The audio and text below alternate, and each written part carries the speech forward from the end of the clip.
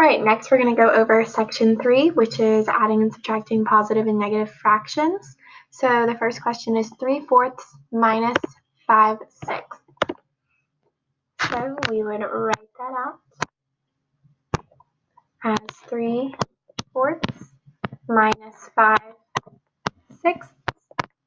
Okay, and remember the rule for subtracting rational numbers is keep the 3/4, change subtraction to addition, and then change the positive fraction to a negative fraction. Okay, so we have different signs here. So the rule for that is to find the difference and then keep the sign of the larger number. But before we do anything, it's really important when we're working with fractions, with addition and subtraction, to rewrite it with common denominators. So I know a common denominator with 4 and 6 could be 12. I'll multiply 4 by 3, so I'd have to multiply the numerator by 3. I would multiply 6 by 2, so I'd multiply this numerator by 2 as well. So I'm just going to rewrite the problem. So we would have 9/12 plus negative 10/12.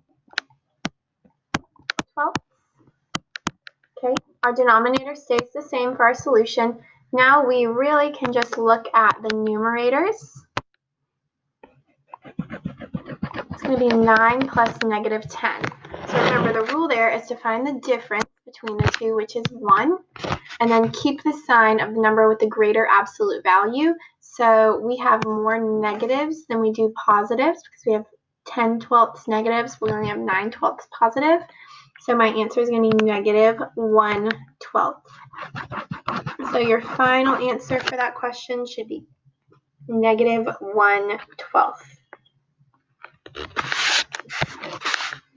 All right, the next fraction question we have here is 1/2 minus negative 3/4.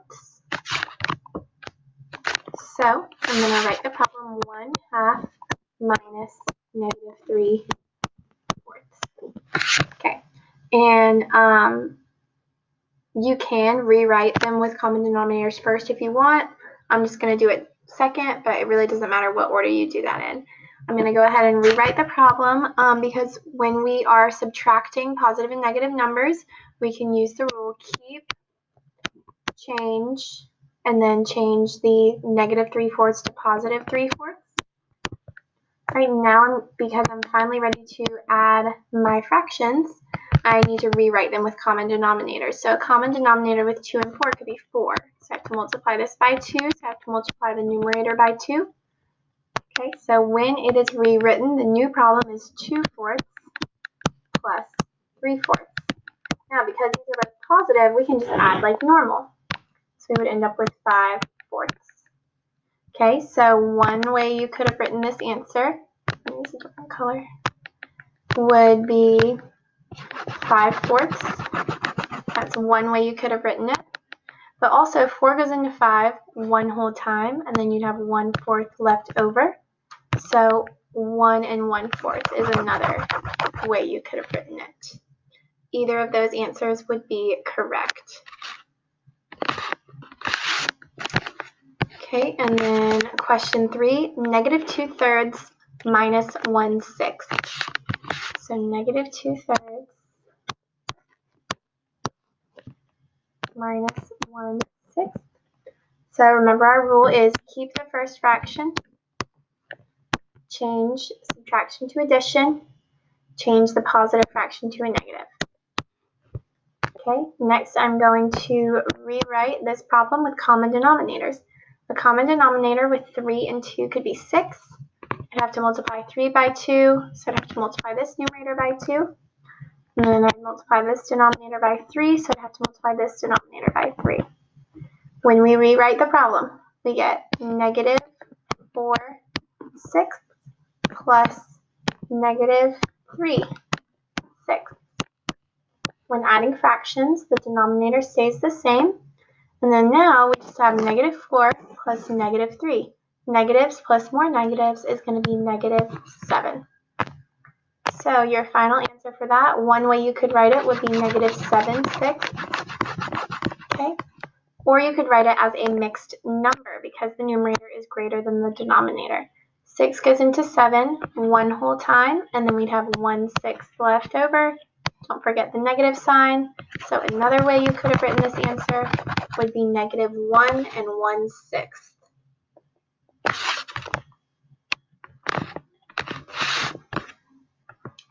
All right, last fraction question in this section, we have -3/5 minus -1/2. So -3/5 minus -1/2.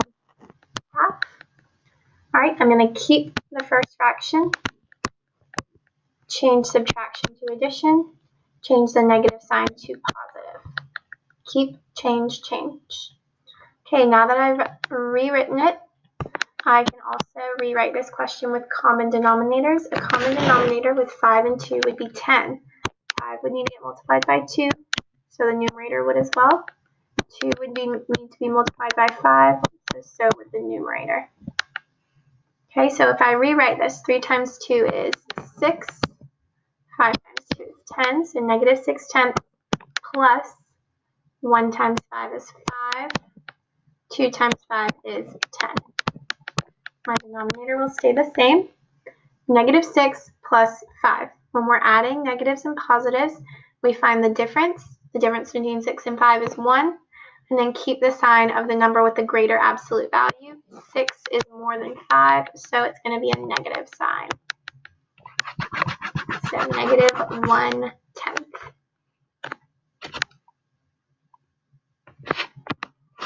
All right, so that is how you do all of the problems in section 3. Now you can move on to the next section.